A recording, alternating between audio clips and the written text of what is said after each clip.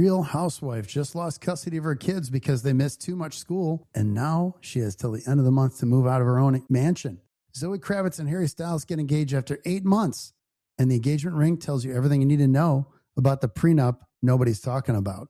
Shannon Elizabeth filed for divorce 2 days before launching an OnlyFans page that pulled in $1.2 million in week one. I am not a subscriber, for the record. And California's community property rules are about to get interesting.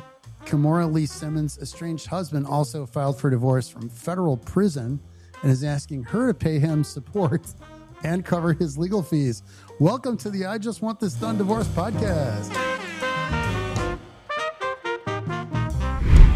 And now, The Wedding March by Queen from the greatest movie ever made, Flash Gordon. Okay, if you've never seen that movie, you got to watch because the whole soundtrack is by Queen. If you've never had a wedding march done by Queen, you should. Any of you folks out there getting married, see if you can convince your wife or husband, future, to use this. I mean, that's pretty awesome, isn't it? Okay, so just me today, folks. Rayford Palmer, the attorney, so special. He has 3 names. My mom loves my middle name, so it's Rayford Dalton Palmer. Also my son's first name, by the way. So we're here, we're live, we're worldwide, coming at you with a fully loaded show. Rahul couldn't make it today under a time pressure project for one of our clients. So we've got to get this done solo. But since I'm a broadcast professional, I'm here to help you out. Okay, let's get right into this. So we got Mother's Day behind us, everybody. Hopefully you got something nice for your mom. And remember, the best thing you can spend on your mother is time. That's a quote from my dad, Doug Palmer. He says it about children, but it's also true about your family. Spending time is the best thing you can do. So hopefully you took care of your mom, got some flowers and stuff, and spent some time with her. I wish all the moms out there happy Mother's Day. We can't do it without you. We wouldn't be here without you. Okay. Summer custody schedules are about to kick in. We got school ending. We've got kids coming back from school, summer break. You got those summer vacations. You got to check your custody orders. They sometimes say you have to give notice about your vacation plans ahead of time to your ex. So be sure to do that. Check your orders. Hopefully you don't have to look at the orders and you're getting along well with your ex, so you don't need to do that. So hopefully that's the case. Hey, check us out at STG Divorce Law for consultations. If you are thinking about getting divorced or you need to get divorced in Chicagoland, we represent smart, successful people getting divorced in Chicagoland. That's STG Sierra Tango Golf, STG Divorce Law. We are at stglawfirm.com. And remember, I'm the author of the best-selling divorce book, I Just Want This Done, How Smart, Successful People Get Divorced Without Losing Their Kids, Money, and Minds. The book that gave this show its name. It is not just another boring divorce book. It is the key to people getting divorced. This really gives you the guide for the planner out there, the person that wants to know the inside scoop. This is not some vanity project that's like 90 pages full of junk about child support. This is all the scoop about why the system is the way it is, how to beat the system and do well in your divorce and understand what's going on and make better choices. I Just Want This Done. 9,000 copies sold, which is epic for a nonfiction book of any kind. On Amazon, Kindle, Audible, and where all great ebooks are sold. I narrated it myself because I'm the guy who wrote it. So I've got the passion. I understand what I'm trying to say. It's better than having AI narrate it or something like that. So check it out. You will like it. Your friends will find it valuable. I tell a story about a real client in every chapter. And I tell my story because I got divorced too. So check it out. It's the real thing. People read it cover to cover. And well-known folks out there, Eric Pacifici, famous business attorney, Josh Kaufman, who wrote the Personal MBA. They love the book. You will too. Okay, let's get right into it now. We got, this is a wild story, okay? So what happens when you are neglecting getting your kids to school on time? It may seem like a minor issue, but it can add up to a big deal. And we've seen stuff like this add up in cases we've handled, but get this. Drew Sidora from Real Housewives of Atlanta, she's 40 years old. And we got the TMZ story here and a couple other links to some other stories. They're always in the show notes. So estranged husband, Ralph Pittman Jr., he's 43, a music consultant. They've been divorcing since they filed in March 2023. It's been going on a long time. living in the same Georgia home with Ralph in the basement. On April 10th, the judge issued a temporary order awarding Ralph primary physical custody during the school year. Why is that, you say? Well, it turned out that there was evidence that the kids were absent an excessive amount, missing a lot of school, and they were tardy quite often when they were in the mom's care. So she was actually ordered to leave the home by May 31st, coming up here in a couple weeks as we record this show. And the judge denied Drew's motion for reconsideration. So you can, when there's motions decided in a case, you can ask a court to reconsider it. And the only way you can do that is if you think there's a legal error made by the judge in the ruling, not just, I didn't like it, but you have to have a legal reason, like a law or something that the judge made a clear mistake, or there's some facts that have come to light due to no fault of your own since the ruling that would change the court's decision. So it's very rare. Judges rarely grant motions to reconsider, as you might imagine. It's kind of like trying to get a second bite at the apple. So that motion was denied, and she filed a petition claiming that the husband beat their son in 2024. She submitted a video, and she claims he admitted to it in 2024. These are all things reported in the story, but denied it in a March 2026 hearing. He denied the abuse. The court didn't modify custody. And here's something, I think there's an important teachable moment with this.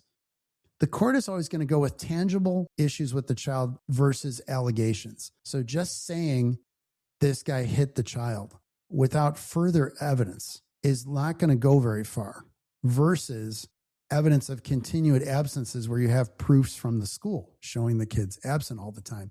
So people ask us all the time, well, you know, my wife is going to claim that I beat up the kids or whatever. People do horrible stuff in these cases sometimes. And they say, well, they're going to make up all this stuff. And you have to tell them they need evidence. It's not just enough to say stuff happened. You got to have other witnesses, video, photos, whatever, documentation. If there's injuries, we need medical records, some way to substantiate these claims, or an admission from the person who's accused of doing something, or you're not going to go very far. Judges see this stuff all the time. It's not judges' first rodeo.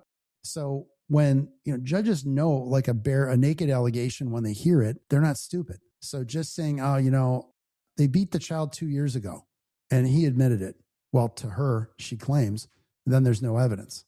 So that went nowhere. Apparently, there's another 8-year-old child involved. She also alleged that Ralph cheated on her. They're behind on a mortgage and some other stuff. So, by the way, I don't know Georgia divorce law. The infidelity doesn't matter in a lot of states. It's not an issue. And I'm talking about legally, not morally or cosmically, folks. In Illinois, it has no impact. In fact, you can't even plead it anymore. And in some states, for example, like I know South Carolina for sure, it's a big deal and you can lose alimony and stuff if the person who's been the cheater can financially get penalized. The custody flip is the story that people aren't going to really track here. She lost primary custody because of school absences. That's a big deal. And it's not a punishment because you got to remember the court is not thinking about this from the parent's perspective. The court is always looking out for the best interest of the child. That's true in Georgia. It's true in Illinois. So the court's looking at what's best for the kid. Well, it wasn't meant to reward dad. It's not meant as a punishment to mom. I'm going to give the father a chance to get this child to school on time because mom's not getting it done. And had the mom gotten the child to school, and it wasn't a tripwire thing, it's multiple occurrences over a lengthy period of time. 2 or 3 days late is not the issue. You're talking about a repeat pattern and practice. So that the judge must have thought it was very serious to switch primary custody to the father here. Illinois angles. So let's talk about Illinois briefly. A statute called 602.7 is part of our custody law. We have those best interest factors. There are factors the court considers for allocating parental responsibility, which is what we call custody, and parenting time, which everybody calls visitation. Educational stability is part of it through factors like child's adjustment to school and community, willingness of each parent to facilitate a close relationship with the other parent, each parent's involvement in the child's caretaking, etc. So the court takes these things into consideration. And every state has similar factors to determine this. And by the way, the abuse allegations came after the custody loss, not before, which is, as the kids say, sus. So living in the same house during divorce is a recipe for this kind of fighting. If people are acrimonious, you're going to see this kind of stuff. Basement living arrangement, I'm sure he's not loving that. Husband walking upstairs to get kids ready for school. This is going to cause a dysfunctional environment by design. The longer the cohabitation occurs, you create a pattern, and it's harder and harder to break that pattern. Now, this other thing about that people ask all the time, well, I don't want to move out because I'll lose a claim to the children. There is some truth to that, especially with young kids. If you move away and don't see them often and kind of abandon the children, then it could be used against you if it's an extended period of time. If you move away, but you're not too far away and you're going to ask for substantial parenting time, that's reasonable. And it's not going to be held against you. But if you are in the suburbs here and you move 30 minutes away and you're just never seeing the kids, even though the kids are available to you, that's going to be a problem. And it's likely you're going to establish a pattern that will continue and probably be turned into the eventual custody or visitation order. So you have to be careful. Okay, so we're going to talk a little bit of the deep dive is what to look out for this thing. How much truancy is too much? How much absent from school is too much? We'll talk about that in the strategy session later on in the show. Okay, we try to tie these real life stories because the celeb stories are interesting in and of themselves. We like to tie them to real life things that help you by translating them into actionable intel for you. So not just telling you the snarky story, that's fun, but how does it tie to your life? Zoe Kravitz and Harry Styles engaged after 8 months. All right. Congratulations, Zoe Kravitz and Harry Styles. Zoe's 37, Harry 32. Robin the Cradle, Zoe. Shocker. Brother, I'm kidding. Hey, it's now they call it, okay, it's not even a May-December romance, right? So back when I was a kid, my mom would say, oh, it's a May-December romance.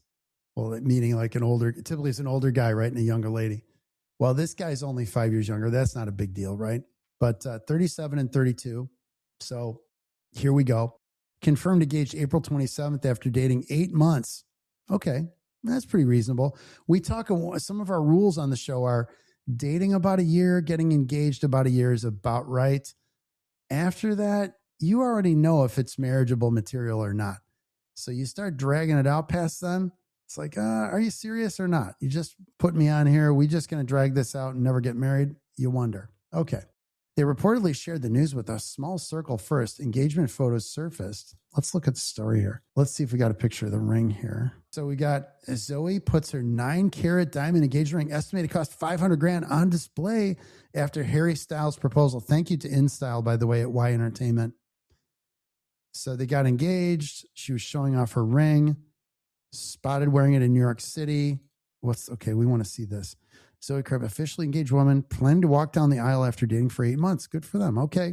Shared it with a small circle. I guess we don't have the mandatory IG post. Kravitz's engagement ring appears to be an emerald or Asher cut diamond. I don't know what an Asher cut diamond is. According to Olivia Landau of The Clear Cut, 6 to 9 carats. From the photos, this appears to be a classic traditional style ring. Okay, cool. Going classic. 37-year-old actress paired her new accessory with a loose-fitting gray sweater. Is that this? Slouchy black pants. All right. Going with the baggy look. Black shoes, a yellow net purse, and black baseball cap with Boy Next Door written on it in a recent outing with Styles. All right. For those of you watching the show, this is the best way because I can show you this stuff. These ads keep popping up. So this is GQ. Credit to GQ for this. Excellent taste in niche caps. What does his say? She's got the Boy Next Door hat. Pretty cool. He appears to have a logo flip, Court of Gramercy wines around the edges. Okay. It's the cap you wouldn't come across unless you're in very, very specific circles, says GQ. Okay. But we're getting off topic. Sorry. All right. Back to Zoe. They sparked dating rumors in 2025. Oh, so they've been dating a while then. So maybe not 8 months. Well, anyway, folks, that's the scoop on that. Let's see if we got anything else here. Harry's never been married. She had what the news sources refer to as high-profile relationships with Olivia Wilde and Taylor Swift, for you Taylor fans. Kravitz comes from family money. Lenny Kravitz, who is amazing, by the way, great guitar player. I love Lenny Kravitz. Lenny Kravitz's daughter, the Batman, Big Little Lies. Styles has a net worth of over $125 million. Okay, now I didn't know this. She walked away from a high-profile engagement to Channing Tatum less than 18 months ago. Huh, okay. This is kind of like textbook prenup territory, folks. So got major earners. She's been jumping around with different dudes, and he's been with other women, high profile. Time for a prenup. We want prenup. We want prenup. And so they're going to need to definitely have their prenups that like carve out their music catalogs and their premarital assets. They should be really careful about that. Also, I always recommend you need an estate plan or to modify your estate plan when you get married also. So it requires competent estate planning and a prenup. Always good to talk to your wealth planner also. And these folks all have family offices or fractional family offices. Because all of these things come into play with this stuff. Okay. Also probably NDAs, non-disclosure agreements, because they're public figures and they want to keep their personal stuff private. You know, we have the Taylor Swift wing was like $1 million plus. Halle Berry's was like vintage, one of a kind thing. We talked about these in previous episodes. An understated ring could be that they're a little more on the down low. But I mean, for the rest of us, 150 to 500 grand is not mellow or down low at all. I guess the question remains, will they actually marry, or is this going to be one of these like permanent engagements? So the question always is, when you get a ring, is there a date? You know, where's the venue? Is there a wedding date? And when they go, well, I don't know, it's nothing. And then months go by, you're like, not so sure. Okay, so speaking of dating timelines and that kind of stuff, our next story is what happens when somebody, a high net worth person, doesn't lock in a prenup conversation. Okay. Shannon Elizabeth opens up about divorce from Simon Borchert. Well, that's a horrible outfit he's wearing, but okay. She looks good. Shannon Elizabeth, 52, husband Simon Borchert are divorcing after 5 years. Oh boy. Us Weekly reports the actress filed for divorce days before announcing she was joining OnlyFans. Here we go. Yeah. Congratulations, Shannon, for doing the OnlyFans. I don't know. You're going to appeal to a certain, I guess, segment who's going for the 50 and over crowd, but you do look good, you know. She says, I've been separated until September of last year. This has been a thoughtful, ongoing process. I guess the OnlyFans plan was too, because she launched it right after she filed. Star of American Pie. The meaningful pieces are behind me. The formalities remain. Okay. She's excited about her next chapter. Met the guy in 2015, married in 2021. She announced via People magazine she was joining OnlyFans. Okay. She's choosing it allows to connect directly with my audience, create on my own terms, and be free. Okay. Show off a sexy side. Well, yes, that's the whole idea of OnlyFans. Okay. Anyway, apparently also the news is reporting she generated $1 million in revenue in the first week after posting on OnlyFans.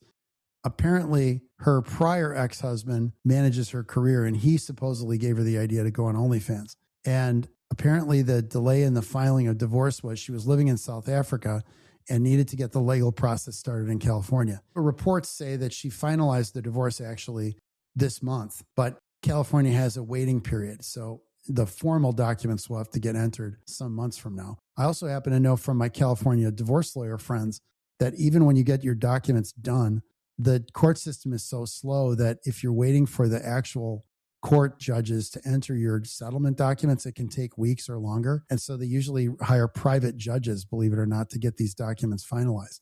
But the interesting thing here is with the OnlyFans, not the OnlyFans itself, the income. She essentially started a new business and earned new income. And you say, well, doesn't he get half of that? Well, no, not in California. So California is one of the few states in the U.S. There's 8 community property states. It's one of the few community property states. And one of the interesting things is that when you file for divorce, that cuts off the community. There's no more new community property. After separation is technically the law. Now, get your own attorney and get your experienced California divorce attorney for advice. This is not legal advice. This is just me telling you my knowledge of it. You are not creating new shared property after you're separated. And there's arguments sometimes in California about when the date of separation is. The date divorce is filed is for sure the date of separation. So by law, that is absolutely the cutoff, but you could argue it's sooner, like you moved out and stuff like that, established a separate household. There's law about what consists of a separation, but the easiest thing is just file. And then it's clear. And then there's no surprise that she started her OnlyFans 2 days after because she didn't want to share any of this revenue with the soon-to-be ex-husband. So that's the deal. No children, no public asset disputes reported. So that's the scoop. So date of separation is very important. It's possible that the date of separation that was reported in September of 25, it could relate back to that. But I think she was being safe, rather safe than sorry, by filing and then starting the OnlyFans 2 days later to be absolutely safe. Okay. In Illinois, it's a tougher situation. I would not recommend you start your OnlyFans during the divorce case unless you want to show, well, that's aside from the question of should you be even on OnlyFans, that's your business. But the thing I'm saying is, do you want to share your income with your soon-to-be ex? And if the answer is no, you need to wait till your divorce is done. Okay, so it's either good lawyering, she got good legal advice, or it was good luck on her part. I'm sure it was good legal advice.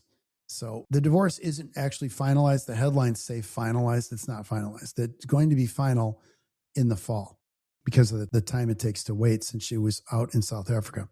And one other important note here is jurisdiction is really important. Like what state you're in, what country you're in is very important in terms of where your divorce is filed. So if you don't have children, there can be battles over what state the court will decide your case in, depending on where you both live, where the assets are, where the income is generated. We occasionally run into these multi-state cases, especially when income is more mobile than ever. Assets are more mobile than ever. People can move all around the country.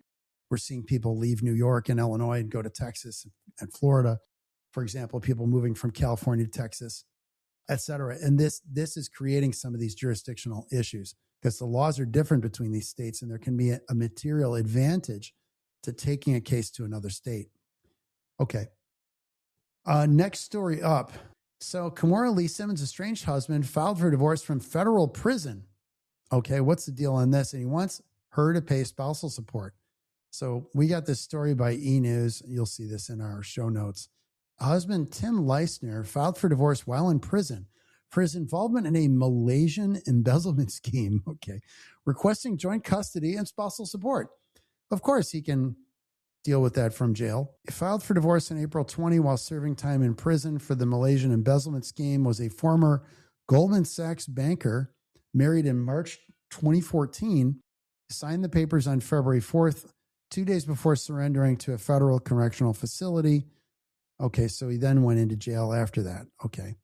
He was seeking spousal support from the Baby Fat founder. That's her, I think, clothing line, right? And wants her to cover attorney's fees and doesn't want her to get any alimony. As for how the pair are separating their assets, he wants to keep all of the stuff from before the marriage, which in our state is normal stuff. Then he wants to keep everything he's received by gift, miscellaneous personal effects. He has reached out to Lee Simmons, but has no answer. The 50-year-old who shares two adult daughters with, of course, the famous Russell Simmons and a teenage son with another ex, alluded to the breakup in an interview with E! News, saying she's changed jobs. This is a quote. I've changed jobs, careers a few times, husbands, and investments. Okay. So she should also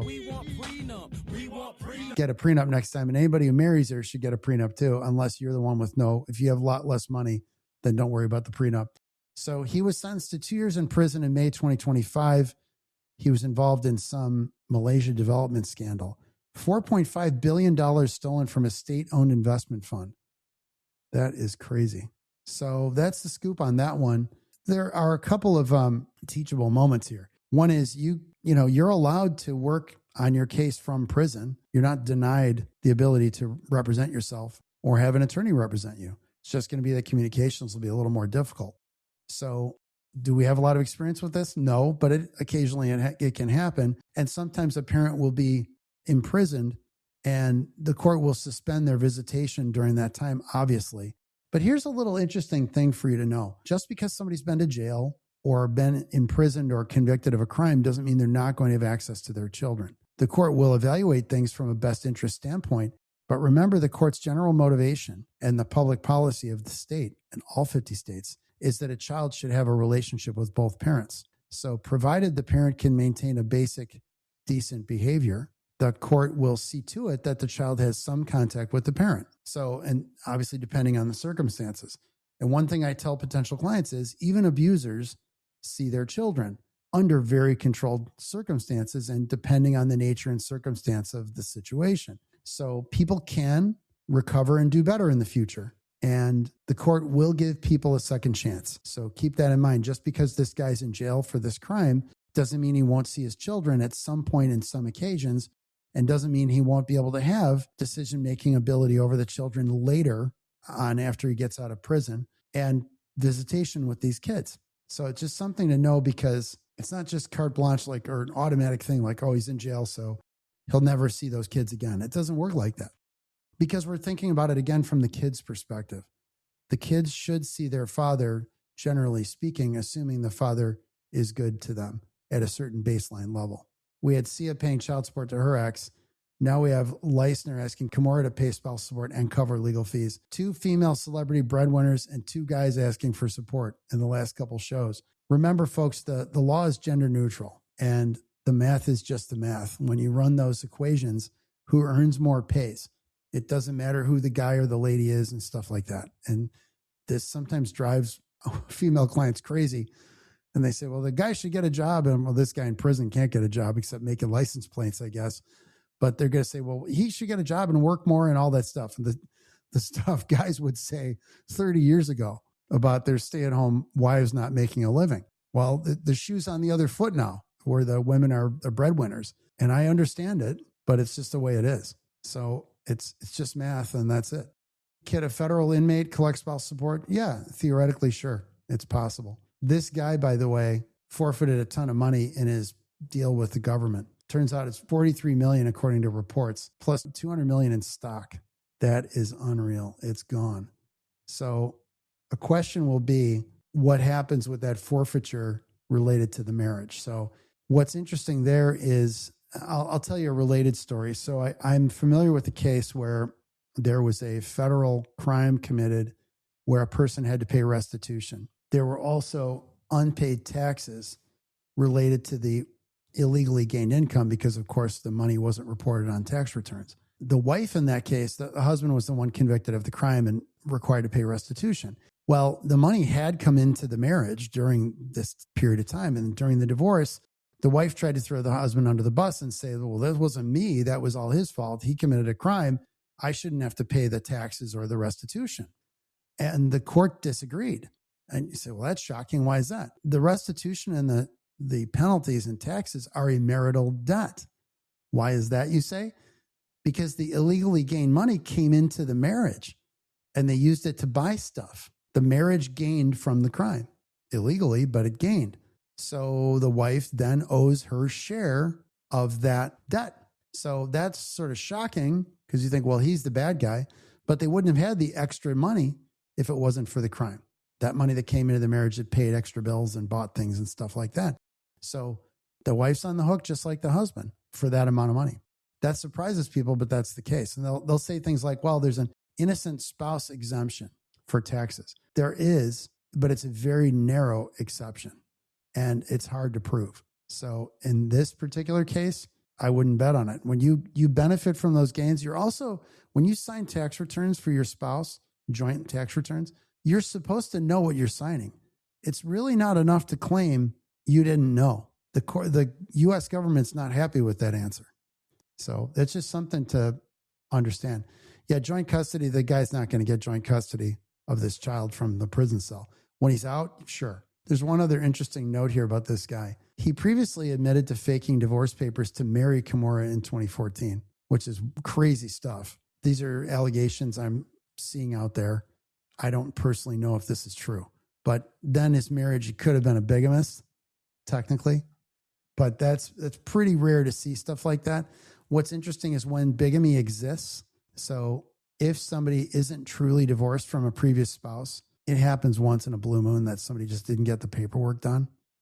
They think they're divorced, or people have all kinds of stories. They marry somebody else. Technically, it's bigamy and the marriage is invalid, and it creates all sorts of interesting problems because if you void the marriage, you have to sort of undo all the assets, and it's a big mess.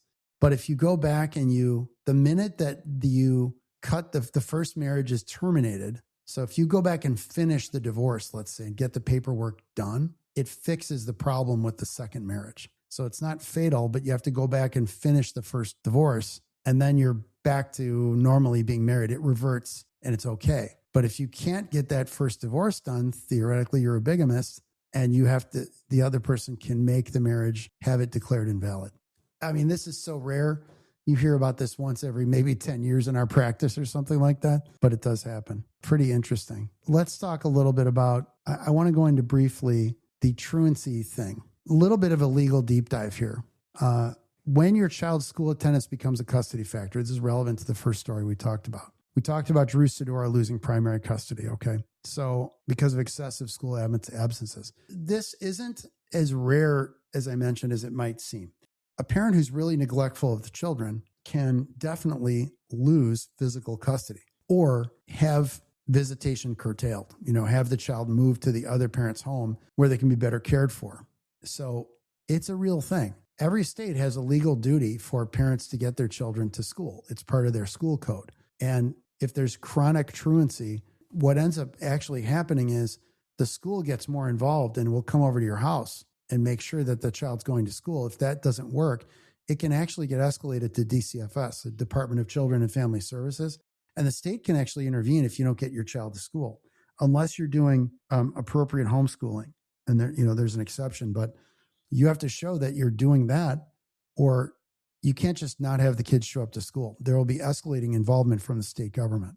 And I'm not here to talk about the politics of that, but that is how it works. And tying into our custody framework, the best interest of the child is, one of the things is the child getting education and nutrition and all that stuff.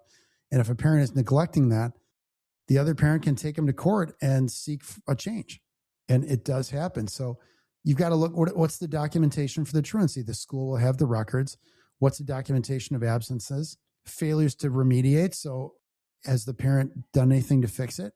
And that's what happened in the Sidora case. She just wasn't doing anything about it, and there was documentation. Or it's truancy coupled with other things, poor nutrition, the person's missing the doctor and dental appointments. They're just neglecting to take care of the child. And it becomes a major best interest of the child issue. It's not common to see just truancy being the issue, but if it's really bad, it would be.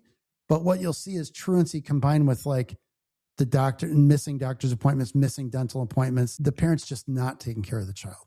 So that's what the case law talks about. Interestingly enough, excessive truancy federally, I got some interesting research for reporting. It's 10% of school years absent. Illinois is 5% without valid cause of missed school. Divorce judges are going to need a repeated pattern over an extended time. I don't think it's going to be a magic number, but the judge is going to want to see not just a few things. They're going to want to see a pattern and practice over an extended time. Call it a period of months before the judge is going to get concerned or take some action. What you are dealing with, if you're the parent on the other side of this, you want the records and you need to read them and analyze them and see what we're talking about. Take it to a skilled divorce attorney who has experience to see, is this enough to sustain this kind of motion? If it's small time, like a few absences or truancy things, it's not going to be enough. So you really want to know what that attendance record really says, not just your guesses. You got to look at the documents from the school. Document medical absences and missed dental appointments, things like that. Keep a record with the date, times, and what happened, and document your attempts to get the other parent to do it. So your emails, I like emails because they're easy to preserve. Text messages, you can screenshot them, but it's just harder to get a hold of it. It's so much easier to go in your email and look at your sent emails and pull them up by searching them. So then you're documenting your attempts to get them to comply. Like, hey, the child was absent yesterday. You need to get them there on time. Not only are they absent, but you're warning them and they're not taking action. Document communication with the school. You're talking to the school. You're asking them what's going on. And then they're responding you to saying, so-and-so, the other parent, isn't communicating with us. Whatever. Gathering evidence is crucial. If there's a school refusal issue, you need a diagnosis, not just the child saying so. It's not enough to just say, no, my kid doesn't want to go to school.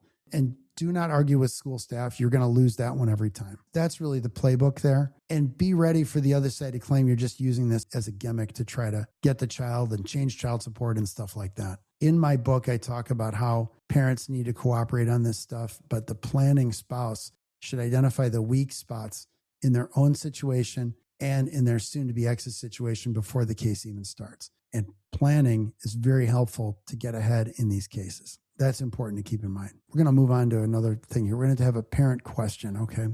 This is a good one. This is from the Illinois Divorce Support Network, our private Facebook group, free to join, anonymous to post, and we answer all of your questions. So do other people in the group, which is awesome. 1,600 plus members and growing every day. Great group of people. Illinois specific. You can join if you're out of Illinois, but we're answering Illinois questions. So again, free to join. We just need your email address. We just send you our newsletter. That's it. It's good stuff. It's not spam.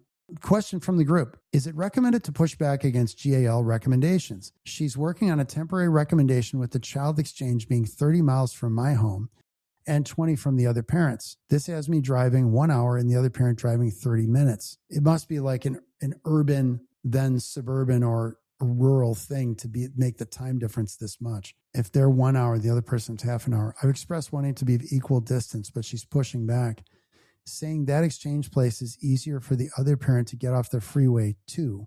Has anybody dealt with this? Okay, these parents are far apart. That is initially one or both parents' problems. So to frame this correctly, one of them created this problem, okay? To make everybody's life easier, they should live close to each other if they have children. I'm just saying it. Maybe I'm not popular or whatever. That's the fact. And if you get together with somebody new and they live some faraway place and you want to go there, you're begging for trouble and you're going to buy problems. And here's a problem. These people are 50 miles apart. Well, I guess 30 miles from their home and 20 from the other parent. I don't quite know, but they're a long way apart. And anything is going to be a compromise. First of all, this poor kid has to go an hour and a half to go to the one parent's house, which is ridiculous. I feel for this child being jerked around like this, but these folks have made this decision and here we are. So the answer is, can you push back against the guardian? So I'm going to address this particular issue, then talk about the guardian in general. These distance cases aren't easy, and the guardian and the judge are going to have to make some kind of compromise that's not going to be perfect. So there's a time and distance issue that everybody has to wrestle with. And it might be that there's no good pickup drop-off location if it's a rural situation. It's just going through the boonies on a 2-lane highway where there's nothing but farmland or something. It might be that this is a McDonald's or some place where it's like safe to exchange the child and not in the middle of nowhere, like trunk to trunk, like a drug deal. So we don't know all the facts here and what the guardian's considerations are. I'm guessing there's a good reason to not just go halfway. If you live close together, these aren't an issue. People just drive one way, drop off, and the other person goes the other way, drops off or whatever. But here we have people meeting in the middle, which happens in these long distance deals. Let's zoom out and talk about the guardian. The guardian ad litem is a lawyer typically hired by the judge to represent the child's interest in the case and to be the eyes and ears of the court when we're dealing with custody situations. The guardian evaluates the situation when there's a dispute. If the parents agree to stuff, there's no need for a guardian. If these people could have worked it out, there wouldn't be a guardian, but they couldn't be nice in the sandbox. So here we are with a guardian. So one thing I would say to this person, and this isn't nice, I'm the weatherman. I don't make the weather. It's you bought this problem because you couldn't work out an agreement. Now, I don't want to get on their case too much because it might be the other spouse that's the problem. We don't know.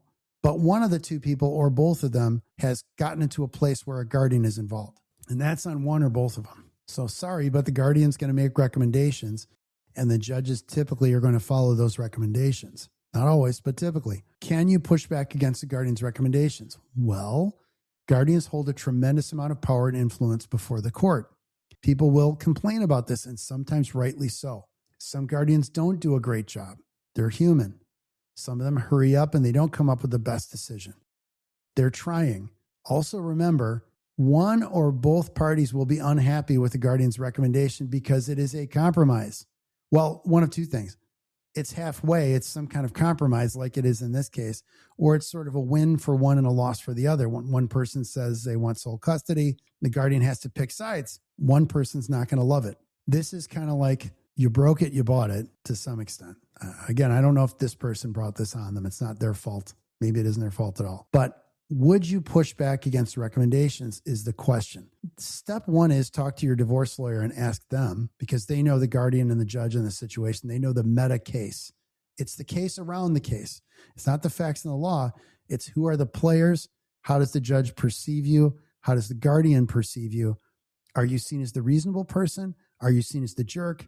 Etc. And how do you improve your meta case? How your lawyer behaves matters. How you behave matters.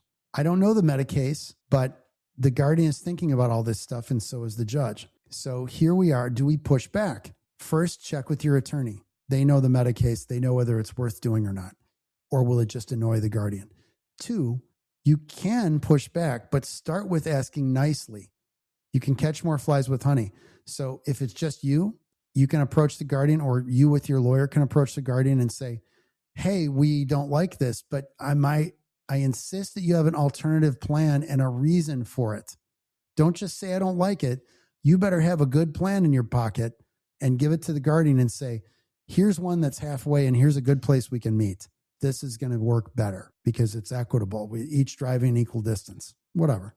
Okay. Well, you give them a solution. I always tell my lawyers, give the judge a solution. Don't just give them a problem. Make life easy for everybody.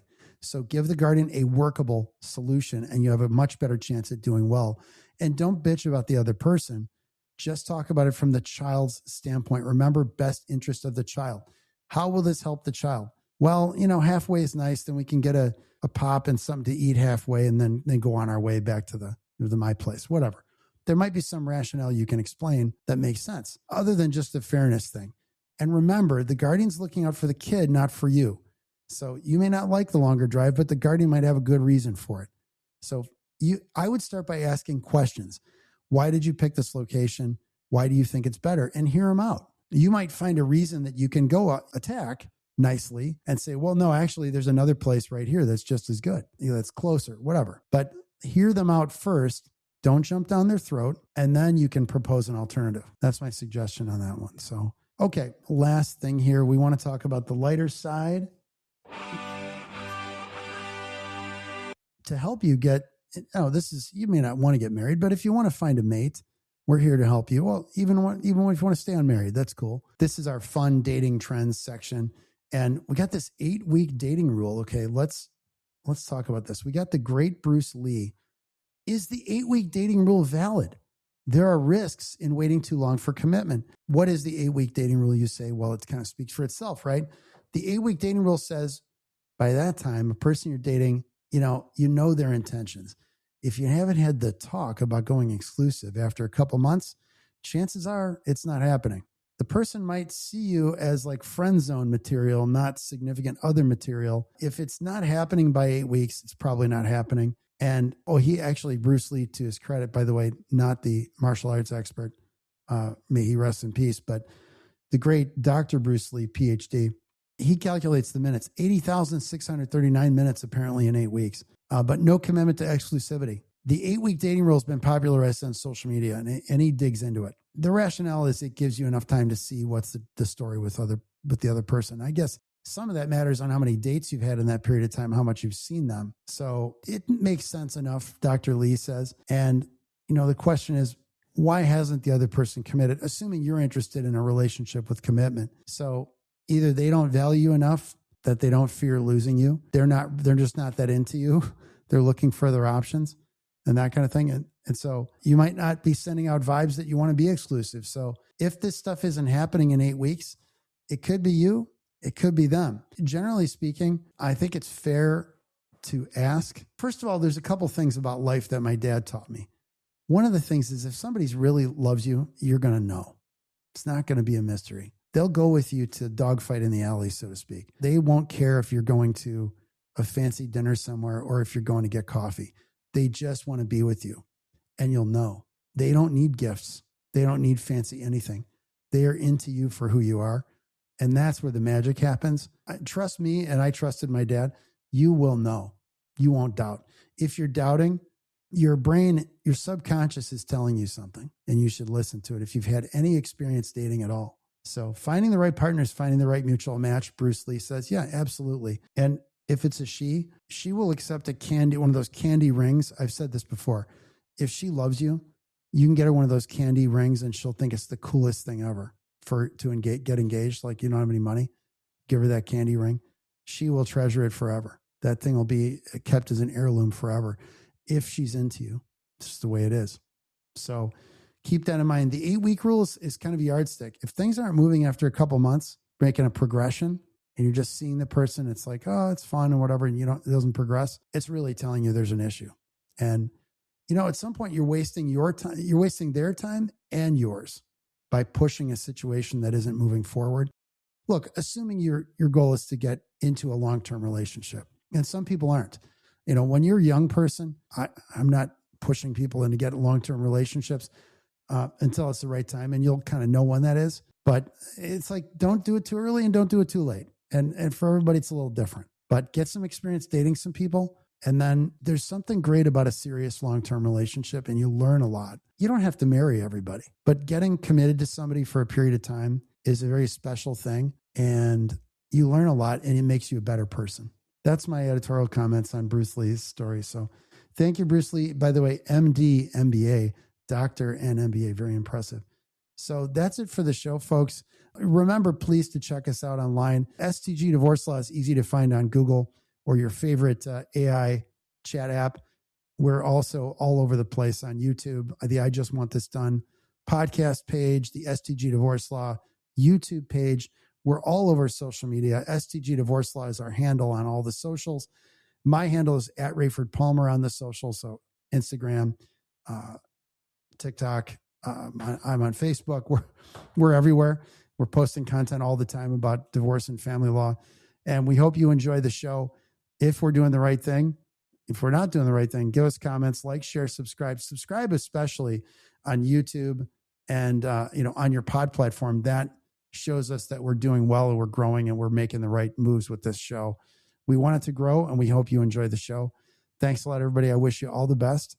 And again, if you're thinking about getting divorced, please talk to an experienced divorce attorney before you start doing anything, but even before you say the D word to your spouse. Talk to a skilled, experienced divorce lawyer first. It's essential. Thanks, everybody, for listening. Have a great day.